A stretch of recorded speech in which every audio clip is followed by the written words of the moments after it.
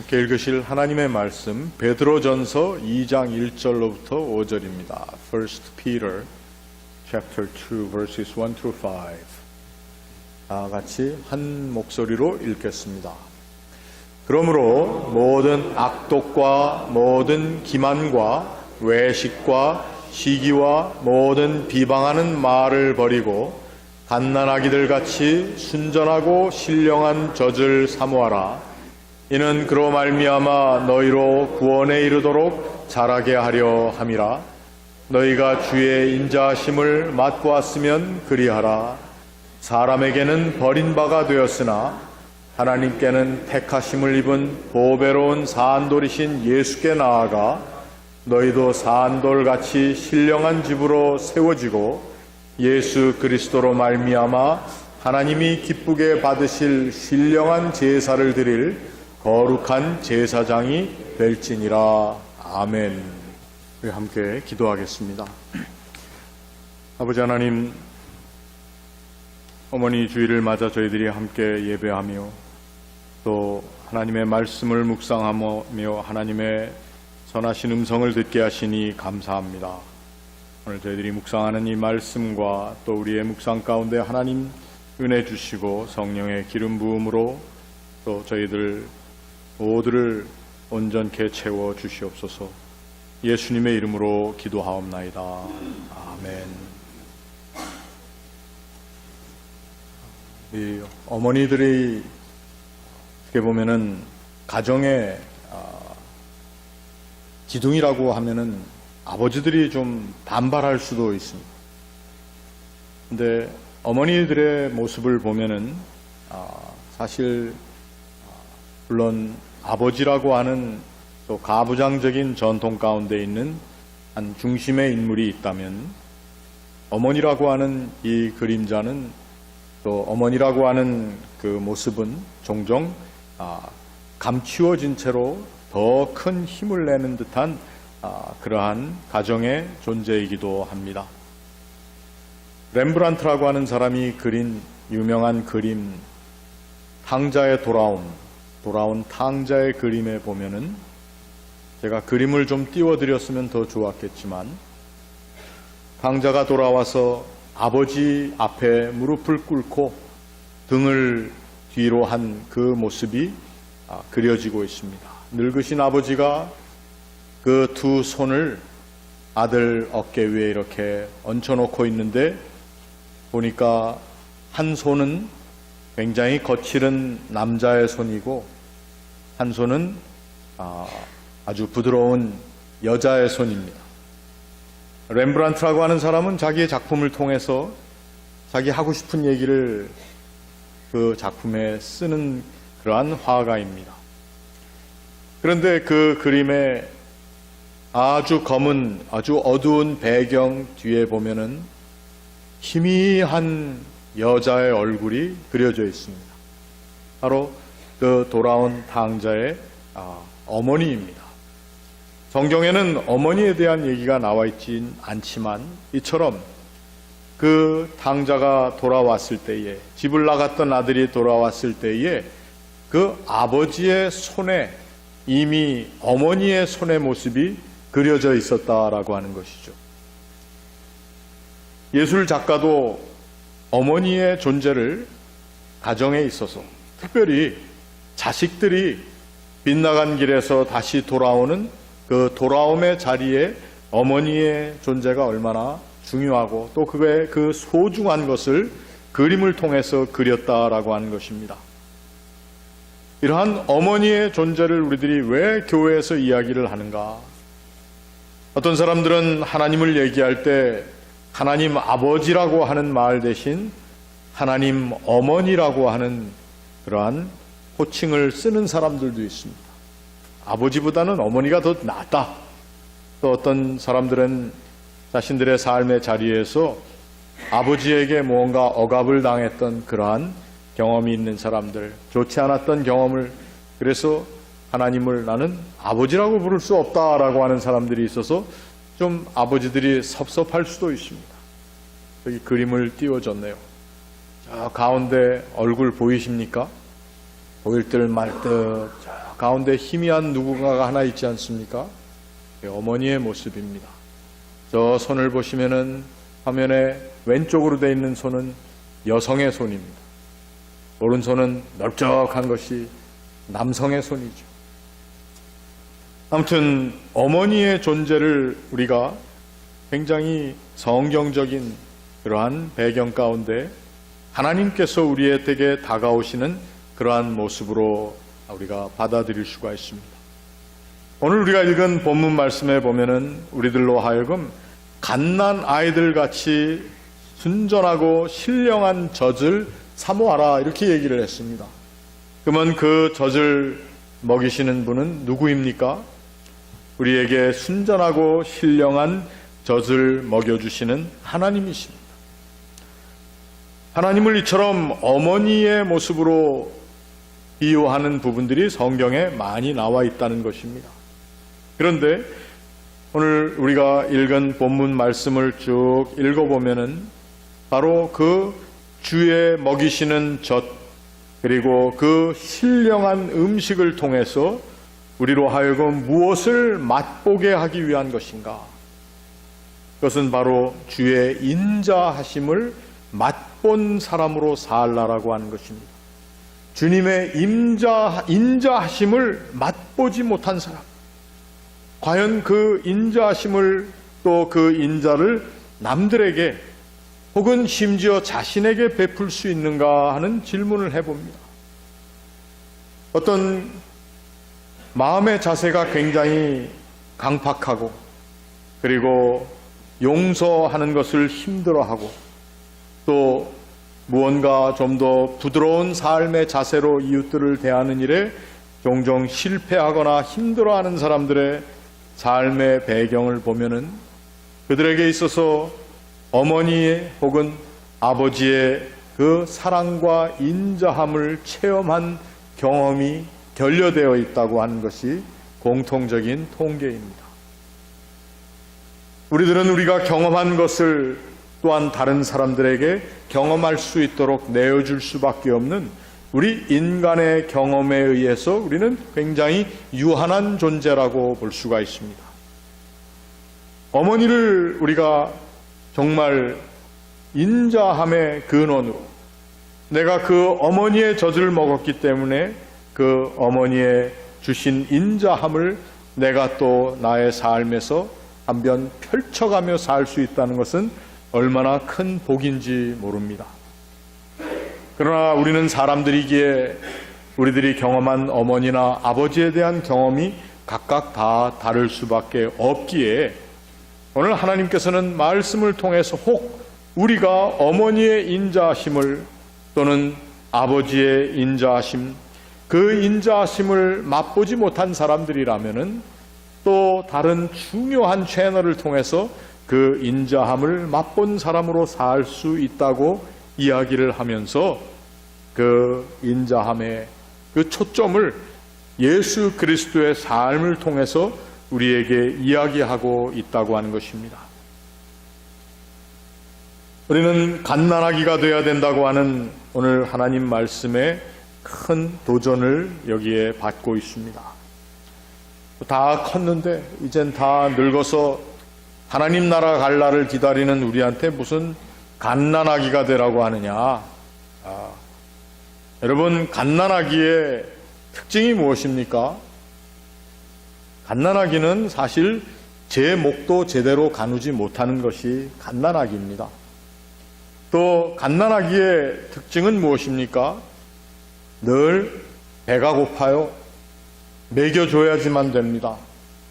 그러나 또한 갓난아기의 특징은 그렇게 먹여주면은 트림을꺽 하면서 그 먹여준 것에 대한 행복함을 표현하는 것이 갓난아이들입니다. 어른들은 반면에 좀 배고프고 필요한 게 있어도 아닌 척하고 또 자기에게 뭐 잘 먹여준 사람이 있어도 모든 계산을 통해서 궁극적인 계산의 플러스 마이너스에 별로 도움이 되지 않으면은 그 관계에 대한 가치를 별로 높이 두지 않습니다. 그러나 어린아이는 엄마를 향한, 어머니를 향한 아주 전적인 신뢰가 있는 것이 어린아이라고 하는 것입니다.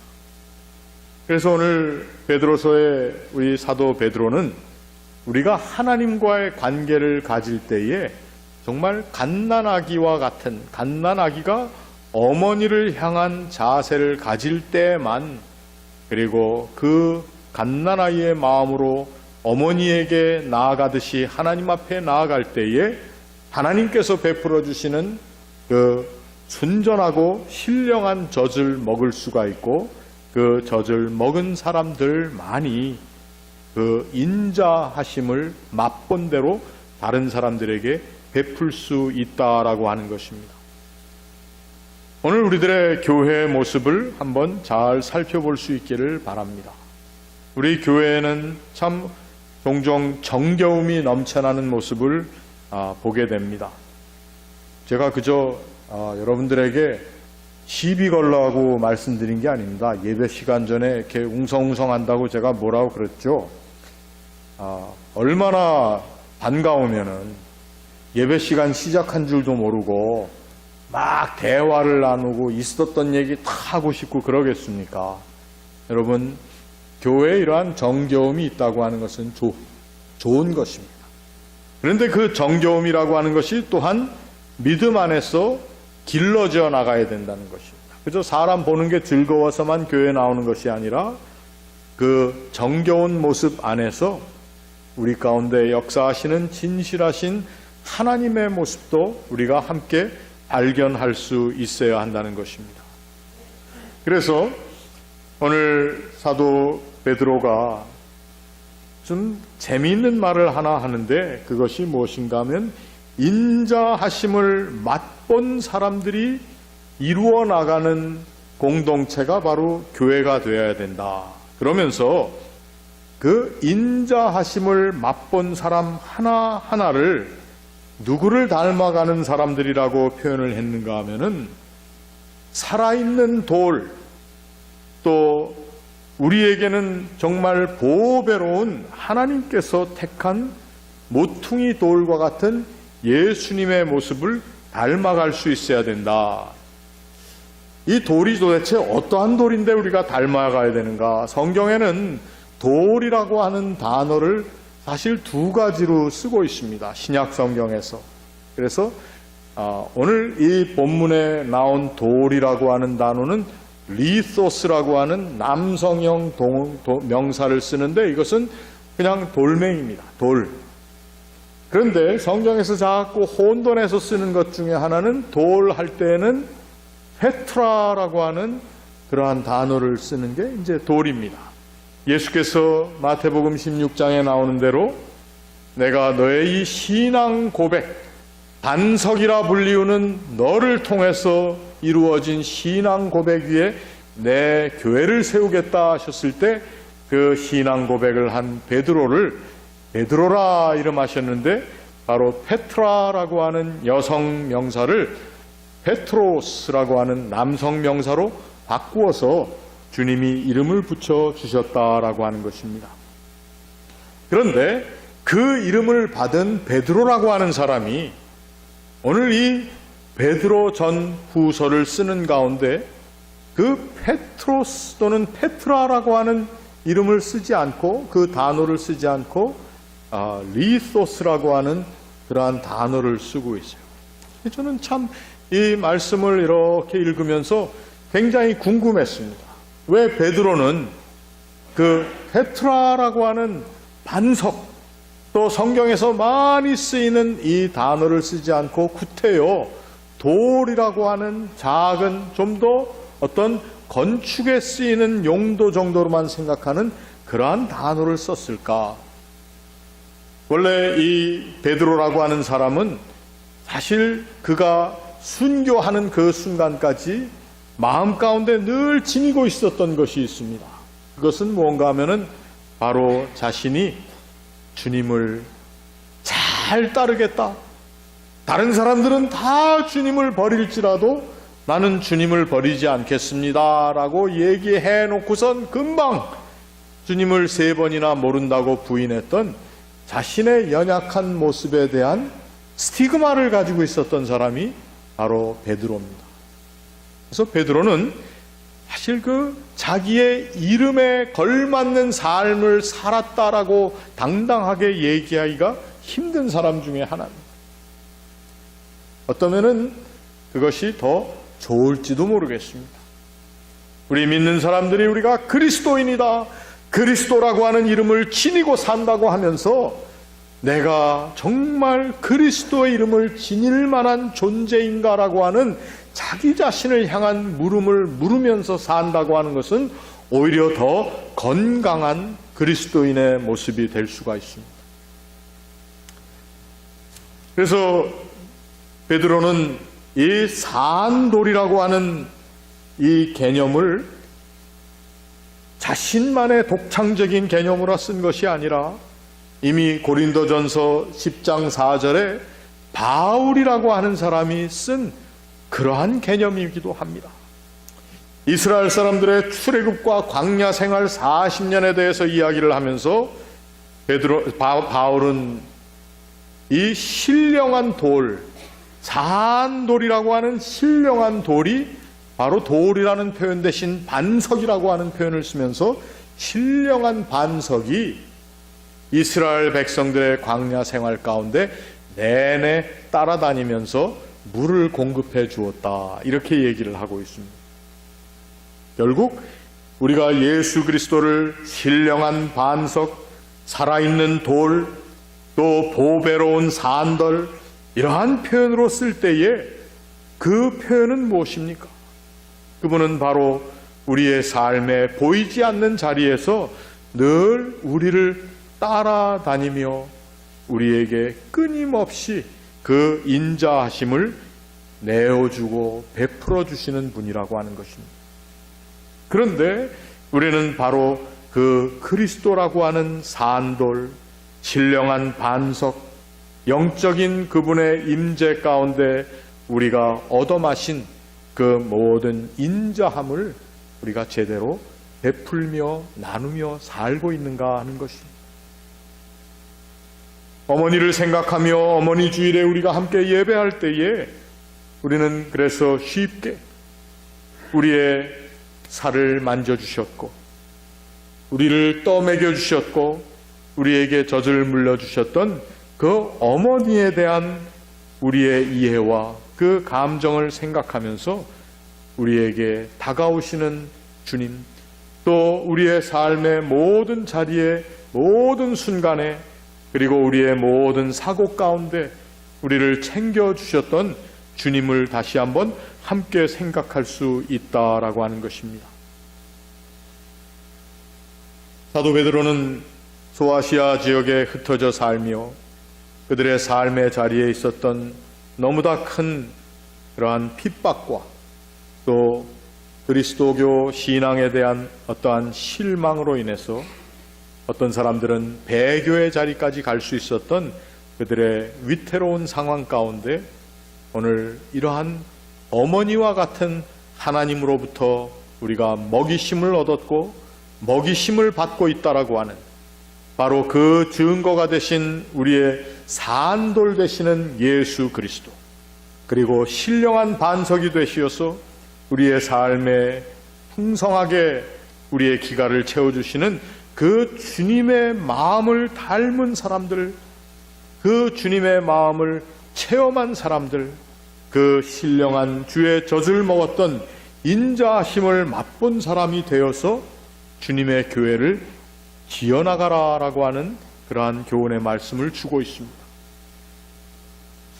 오늘 종종 소위 말하는 잘 나가는 교회, 똑똑한 사람들이 많이 모이는 교회, 어떤 경우에는 특정한 클래스의 사람들이 모이는 그러한 교회의 모습들을 보면은 참 규모가 있고 또 어떤 경우에는 아주 타이트한 프로그램을 잘 돌려나감을 통해서 교회의 양적인 성장과 부흥을 이루어 나가는 것을 보게 됩니다.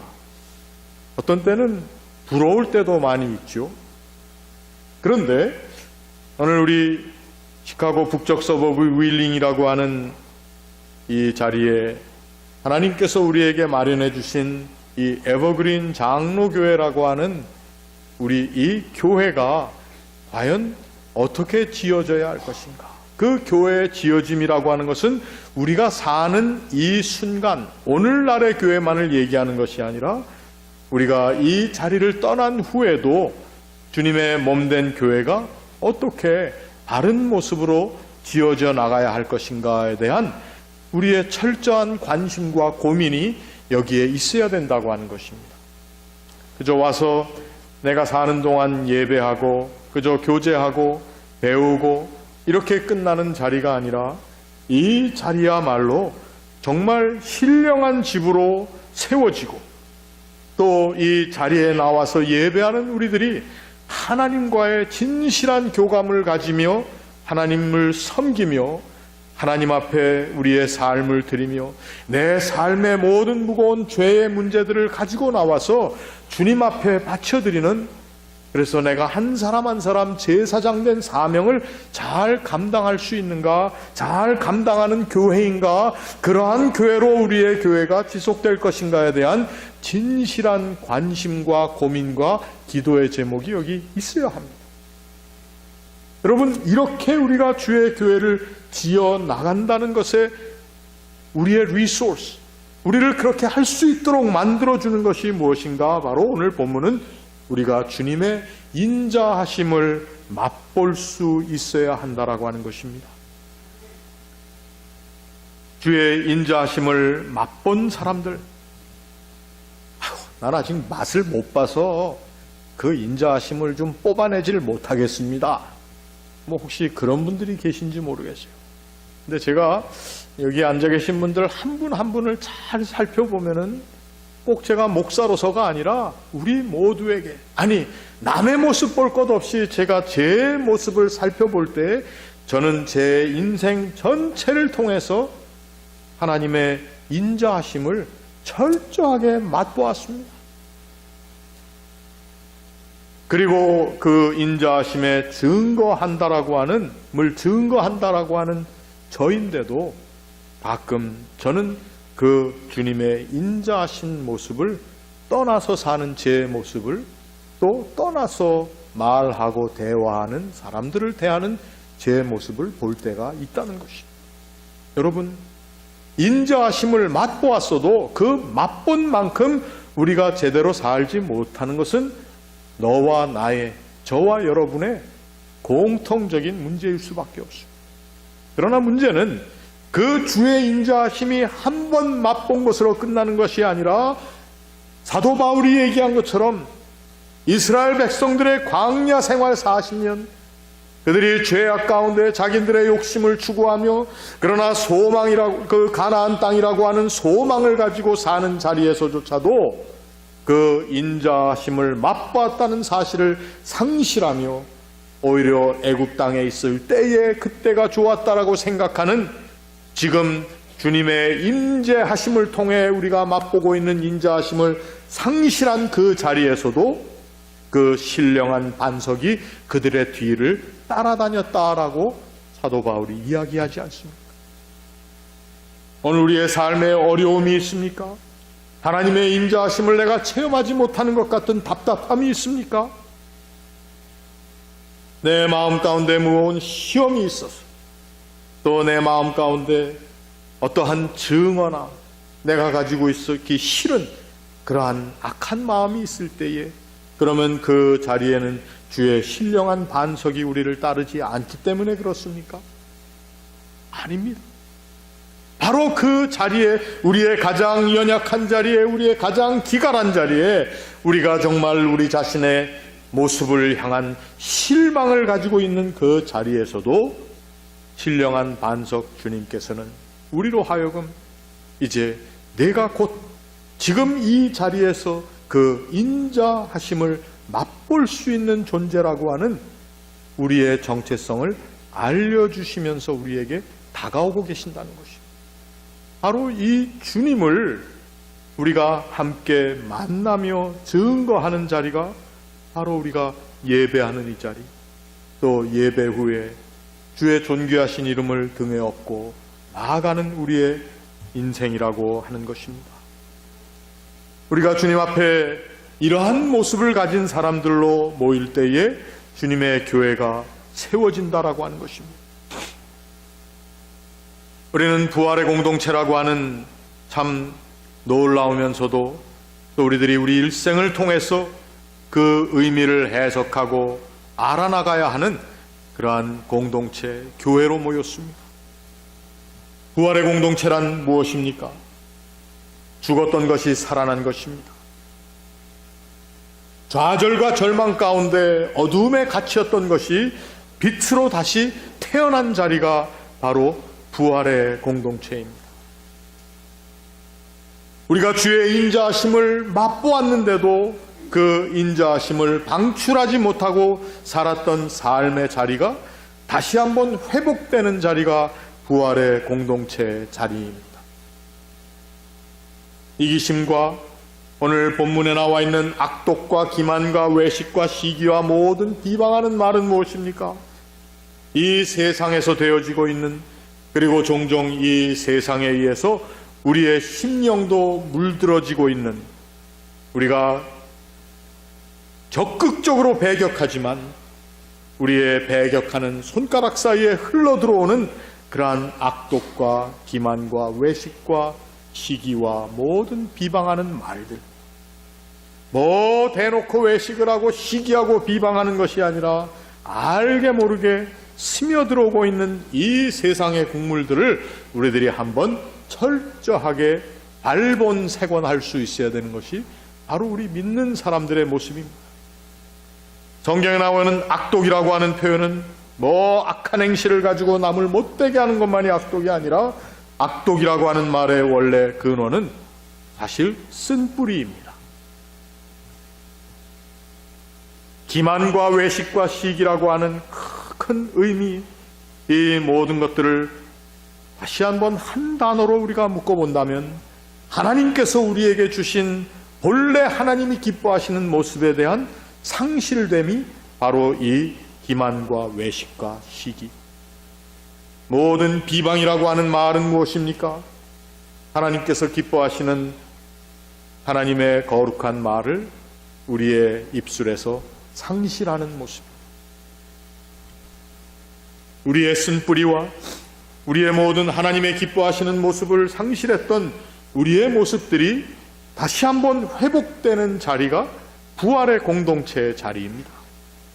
영원히 살 사람들만이 모인 자리, 이 세상을 그저 누리면서 살 사람들만이 모인 그 자리가 교회가 아니라, 회복의 갈망을 가지고 있는 사람들, 그리고 그 회복의 갈망에 하나님의 도우심을 증거하는 사람들과 동행할 수 있는 자리가 교회입니다. 이미 경험하고 그것을 맛본 사람들이 있는가 하면, 그것을 아직 맛보지 못한 사람들이 함께 있는 자리가 교회입니다. 이러한 자리에서 우리들은 서로와 서로를 독려하고 격려함을 통해서 우리가 하나님 앞에 진실한 섬김으로 나아갈 수 있는 제사장의 모습을 입으라고, 그렇게 입자고, 우리가 부족하지만 주께서 그 옷을 내게 입혀주셨다라고 하는 사실을 부끄러움 없이 얘기할 수 있는 사람들의 자리가 교회입니다. 여기에는 자기의 모습을 감추고 그저 자기에 있는 모든 것들은 다 뒤로 한 채 내놓을 만한 것들만 가지고 나와서 내놓는 자리가 이 자리가 아니라 부활의 공동체라고 하는, 그래서 주의 인자하심을 맛본 사람들의 모임일 뿐만 아니라 주의 인자하심을 맛보지 못한 사람들도 함께 나와 그 인자함이 방출되는 자리에서 하나님을 만나고 섬기는 자리가 바로 이 자리입니다.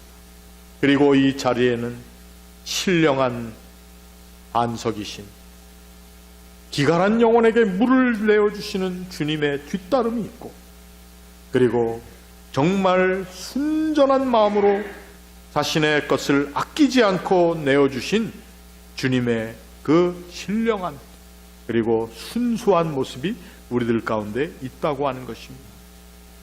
그래서 우리는 이러한 주를 사모하며 주님을 이해하며 서로와 서로에게 베풀어주는 인자함을 통해서, 내가 받은 인자함을 방출함을 통해서 우리가 신령한 집을 세우고 이루어 나간다고 하는 것입니다. 부활의 공동체, 어려운 명제입니다. 그러나 주님께서 우리와 함께 하시고 있는 그 산도리요 신령한 반석 대신 주님께서 우리와 함께 하심을 우리가 철저하게 느끼고 고백하고 또 서로와 서로에게 증거하는 자리가 된다면 이 자리가 신령한 집입니다. 저와 여러분이 주님 앞에 나오는 거룩한 제사장들입니다. 이 부활의 공동체 가운데에서 주님의 인자하심을 우리가 대대로 맛볼 수 있고 이 인자하심이 우리의 삶의 자리에서 믿지 않는 사람들에게도 증거될 수 있는 그리스도인으로서의 모습, 그 이름을 지니기에 다소 부족함이 있다 할지라도 우리가 작은 인자함을 베풀어 나가는 하나님의 사람으로서의 삶을 살 때에 이 세상이 우리가 얘기하는 부활의 공동체로부터 그 부활의 공동체의 확장됨을 체험할 것으로 저는 믿습니다.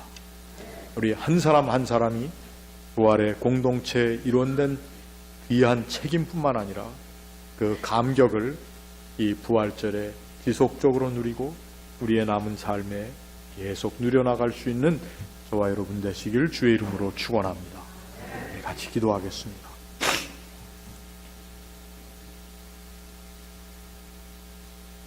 하나님, 우리 각 사람을 신령한 집을 세우는 자리에 불러주심을 감사합니다. 저희들이 이 집을 지어나가는 우리의 삶에 또 하나님 인자하심을 저희들이 체험하고 그 인자하심을 증거하는 사람들 되어서 오늘 이 자리뿐만 아니라 이 교회 바깥의 세상에도 주의 집이 확장되고 지어지는 그러한 놀라운 역사를 저희들 함께 이뤄나갈 수 있도록 우리를 도와주시옵소서. 예수님의 이름으로 기도합니다. 아멘.